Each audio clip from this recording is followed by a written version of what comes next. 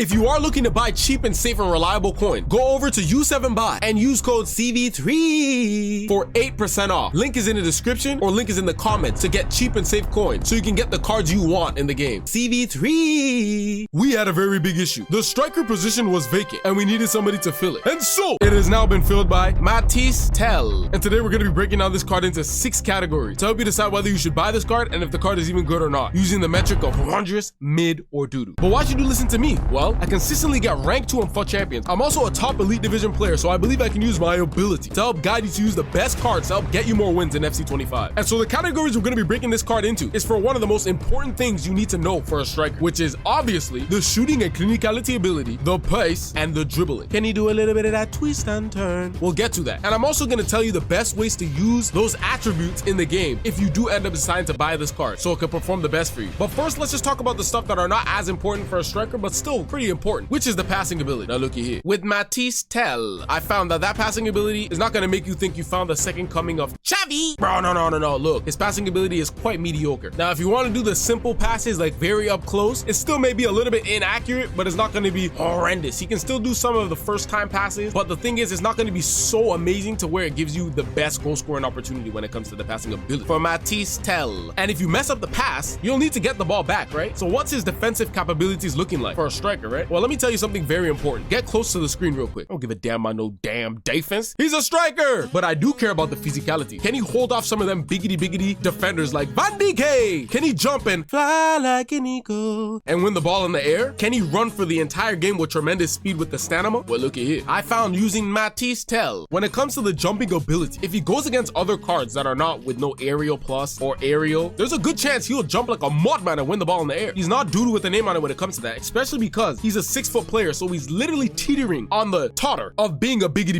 meaning you're 6'1+, and you can't twist and turn that well. And I gotta be honest, when it comes to him holding off defenders, I have to break it to you this way. Think of it like this. When you start off a game, for example, in a football game, right? You're running with crazy stamina. You feel like you're on top of the world, and nobody can really body you. But then after a while, if you don't have that stamina, and you start getting a little bit tired, somebody that's probably a little weaker than you can body you off the ball or push you off a little bit. And that's what I can explain with Mathys Tel. Meaning, the players that are not as strong, over time in the game, I don't know if aggression has a time with it, but since his aggression is so low, being 60, the cards that are not as strong can still like move him a little bit, especially later on into the game. But still, if it's a Van Dijk or Antonio Runiga, don't get it twisted. They're most likely gonna really make his leg look like gelatin, as he'll be shaking in his boots a little bit when they body him. But he's not a complete puss in boots, I'll tell you that. But one thing that can help you if you're trying to get in behind and the physicality is failing you a little bit, that would be the pace. What is his speed?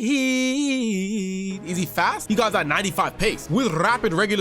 No quick step though. And I found he can almost run with the best. If you know how to do the speed boost correctly with Mathys Tel, he can really get into space and give you a good amount of distance from the defender to give you either goal scoring opportunities, a little sweaty pass, or something like that. So overall, with Mathys Tel's pace, I can put it like this. Is he Mbappe? No, he's more like Mbappe when he's tired. So the pace is still there, but he's not going to reach Mbappe level. Still has great speed though. And when you get in that position with the pace or in other position, can he finish the ball and put it into the back of the net? Mathys Tel. I'll get to that, which is obviously the most important thing for a strike, but the dribbling ability is also super important for me at least. Now listen, there were times I'm dribbling with this guy and I thought that when I was trying to go right, somebody had my controller and was forcing me back to the left. That's what he could do sometimes, man. For him being a 6-foot player and not really reaching the biggity, I can't tell, because when I wanted to do a little bit of that twist and turn fast and responsive, he couldn't do it. And what did I do? I went into his stats and look, why is his dribbling feeling a little bit shaky? Because he's got that 80 reaction. EA Sports really didn't want him to be able to do that twist and turn. He's got good balance and agile being in the 90. It's not crazy, but it's still good. His composure is a little bit shaky with 85, but that reaction felt like he was playing straight as soon as you wake up. You know when your brain is a little bit delayed when you wake up? Some people, it happens like that. Like they're not all the way there when they wake up. That's what Mathys Tel was giving me when I was playing with this card. Dribbling ability